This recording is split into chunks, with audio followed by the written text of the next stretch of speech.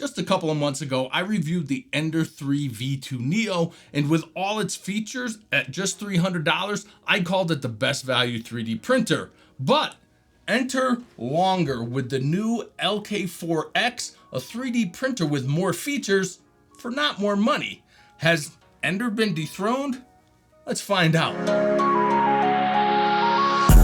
Hey guys, welcome to Elevated Systems. I'm your host CJ, and today we're taking a look at a new 3D printer from Longer, the LK4X. Now, I wasn't familiar with Longer before they reached out. There are a ton of companies making 3D printers nowadays, and some are good and some not so much. We're gonna find out which side of the fence Longer falls on. Like I've mentioned in previous printer reviews, I'm not a 3D printing guru. I do engineering and design work, and a 3D printer is a tool that I use for practical projects and prototyping. So like any tool, my primary concern is how easy is it to use and how well does it perform its intended function? Secondarily, what additional features does it have that make that job better, faster, or easier to do, and what's the value? So that's how I'll be assessing this Longer LK4X. The plan today is to unbox and assemble the printer. I'll take you through some of the finer points of the assembly and setup process so we can finally knock out a few prints. Along the way, we'll check out the printer's tools and features, how well they contribute to the overall performance, and ultimately, if the printer is a good value at the $300 price point. First off, the printer is packaged well. As you can see, the box took some abuse in its trip from China. However, the printer survived intact inside its tight open cell foam cocoon. You do need to be careful removing the parts from the foam, as the gantry is connected to the base by a cable. With all the parts laid out, the hardware is easily identifiable, but the instructions are a bit lacking, especially for anyone who's never assembled a 3D printer. There is a more detailed PDF version of the instructions and a rather long YouTube video published by Longer that covers the assembly and setup. I'll leave links to those below, but I'll cover some of it quickly here. First, position the gantry onto the slots in the base with the print head facing the front, and using the 4 M5x25 screws, secure the gantry. The filament holder is screwed to the larger set of holes on the top of the gantry with 2 M5x16 screws, and the filament sensor on the left with the 2 M3x12 screws. Next, secure the level sensor holder to the left side of the print head with 2 of the M3x6 screws. Then plug the sensor into the sensor cable, slide the cable behind the sensor holder, and secure the sensor. Finally, using the 2 M5x6 screws, secure the control panel to the right front of the base, being sure to use the 2 leftmost holes to keep the screen positioned to the right and out of the way of the print bed. There are 5 cables to connect and are placed close to where they need to be, starting with the touchscreen cable that plugs into the back of the control panel. The photoelectric switch cable requires removing one of the screws so that you can swing the switch out to allow the cable to plug in. The rounded edge of the connector should line up with the round pin on the sensor. The filament sensor cable labeled E needs to be routed behind the gantry roller bracket. Turn the cable sideways so the connector end slides inside the rail notch to fit behind the bracket. Plug the cable into the sensor and use the sealing strips to secure the cable inside the rail notch. The Z-axis motor cable labeled Z connects to the back of the Z motor, and finally the hotbed cable plugs into the rear of the hotbed. And something I didn't discover until leveling the printer, there's a bracket under the bed that you can swing out and secure the cable to using one of the provided zip ties. There are large zip ties securing the print head and bed rollers. Cut them off and check the print head and bed. If they wobble, tighten the eccentric nuts on the rollers. The head and bed should not wobble but still move freely back and forth. There's also 2 belt tensioners which can be adjusted so the belts are just snug and the bed and gantry still move freely without stuttering. Finally, the voltage selector switch is located on the right side of the power supply under a sticker you'll need to peel off so you can set the voltage correctly for your location. Now that the printer is assembled, let's go over the features. The LK4X has a build volume of 220 by 220 by 250 millimeters and comes with a flexible magnetic PEI build plate. There's a 4.3-inch color touchscreen control panel. As you saw during installation, there's a BL Touch module for auto leveling, and the rarest feature for a sub $300 printer, the LK4X has a direct drive extruder. And Some of the other minor features include the spool holder and filament runout sensor, dual fan filament cooler, and a 32-bit open source motherboard. So that's a pretty good set of features for the price, but how does it perform?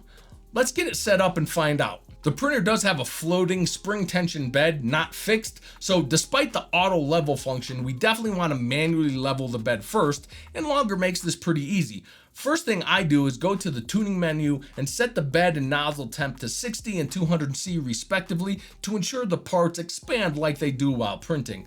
Then in the leveling menu, select manual, select corner 1, the print head will move to the corner, place a piece of regular printer paper under the nozzle and press number 1 again to lower the nozzle to the bed surface.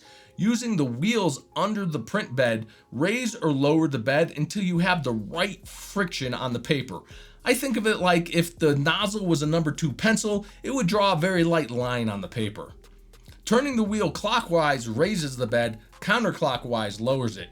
You're going to do this for all 4 corners and then go back and do it again. As you move one corner, it'll affect the other corners. I had to go around a few times to get it level. Once it is, go back to the level menu and select automatic. The head will move to the center position and ask you to adjust the Z offset. Again, place the paper under the nozzle and using the arrows on the touchscreen, adjust the nozzle up or down to get the proper friction again.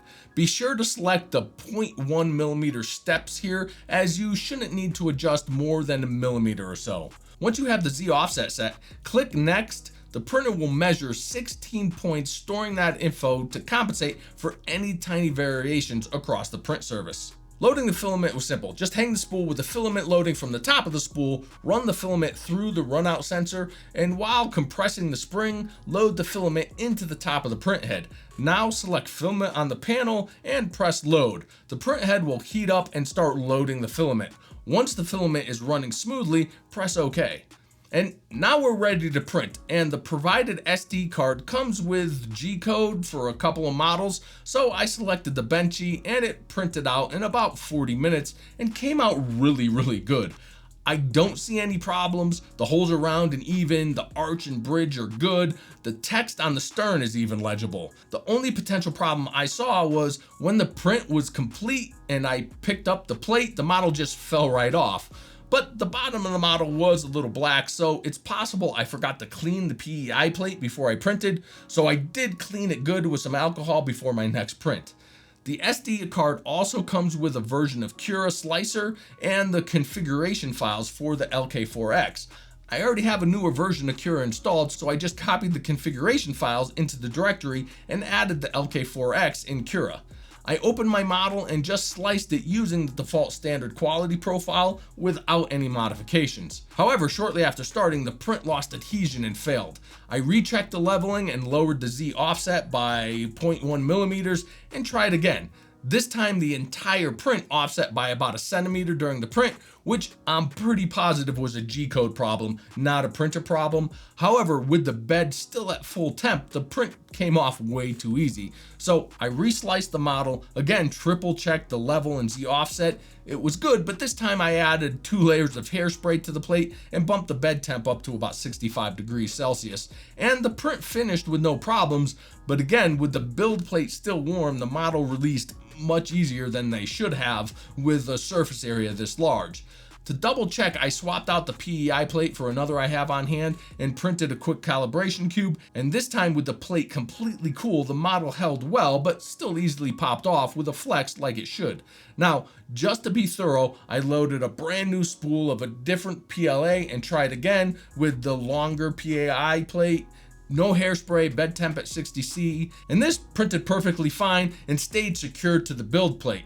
After the plate was completely cool, the model did release easily, but not too easily. For a third test, I loaded a transparent PETG filament, and this time I increased the build and travel speeds a bit. And this print had some minor issues, some filament boogers, but I just need to adjust retraction. This is all part of getting to know a new printer and getting the settings dialed in perfectly, but the important thing, no adhesion problems. This one I grabbed when the bed was still hot and it was stuck firm, but still released with a flex. So I'm not going to fault the printer for not playing nice with just one brand of PLA. I do have 3 or 4 other brands of filament, more PLA and some PETG. I'll run some test prints with each and pin a comment below on the results, so be sure to check the comments for that. Now, let's wrap this up with my overall thoughts on the Longer LK4X. Overall, while it's not perfect and there are some minor issues, for the money, it's pretty great. The issues are minor. The included assembly instructions are lacking, but there's a 24-page version of this available online. In conjunction with the YouTube video, even a not so mechanically inclined user should be able to put this thing together pretty easily. The setup process was extremely easy. The software, which I'm pretty sure is a flavor of Marlin, again, not an SME on this stuff, but regardless, it's very intuitive. It doesn't require any complicated instructions to use. It's all pretty self-explanatory. The leveling process was one of the best I've seen at this price point. Having a touchscreen is very nice, but this one is a bit lacking in responsiveness. Many touches weren't registered, not enough to be frustrating, but approaching it. The print quality was great. The Benchy this thing printed was one of the best I've seen for a printer straight out of the box. My cartridge case isn't perfect, but it's really good, especially with no tweaking, just bone stock settings. This one is equally good, even with the speed turned up to 80, which is impressive and shows that Longer took into account the heavier direct drive print head in their tuning of this machine. However, I will say the PEI plate has a very rough surface texture and leaves a very distinct texture on the models. So much that this black PLA actually kind of sparkles. I'm not a fan. Some other minor things are the included SD card reader. I couldn't get it to work on my Mac or PC, and the SD card is not really great quality. The printer doesn't come with simple things like extra nozzles or a nozzle cleaning needle or even a set of side cutters. Just a spatula. But to be honest, I don't really care. I just mention it because other printers in this price class do include things like that, but realistically, if they saved a few bucks on cheap SD readers and not including cutters, but included a direct drive extruder, I'm good with that trade-off. Ultimately, does the Longer take the crown for best value 3D printer? Well, in a rare twist, I'm gonna have to go with a firm maybe.